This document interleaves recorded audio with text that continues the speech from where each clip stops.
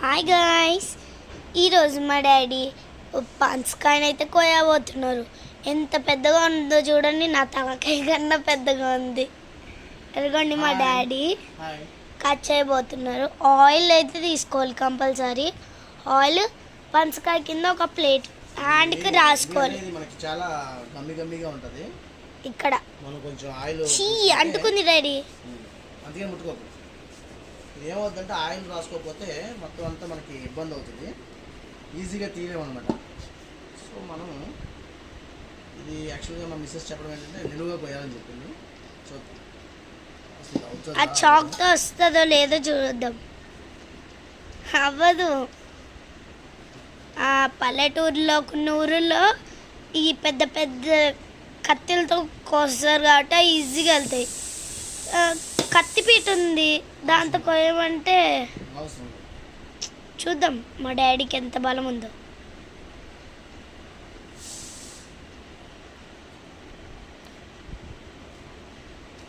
ఇది కట్ చేసి పెడతాను గాయస్. 1 minute.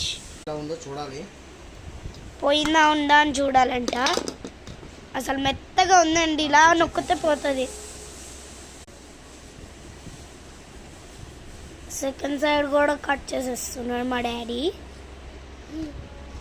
కట్ చేసేది కూడా కిందే, కింద కట్ చేయాలి అంతే. ఓకే,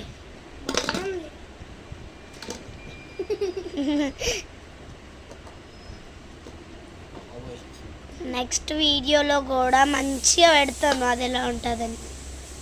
ఇప్పుడు పోతే మొత్తం వేస్టే గాయస్.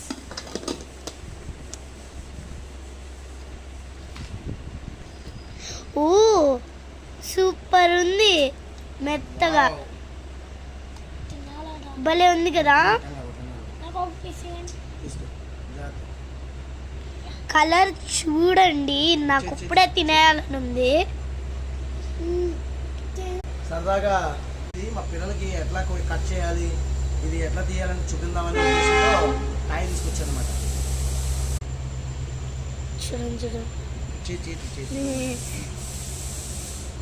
భలే ఉందండి పనసకాయ.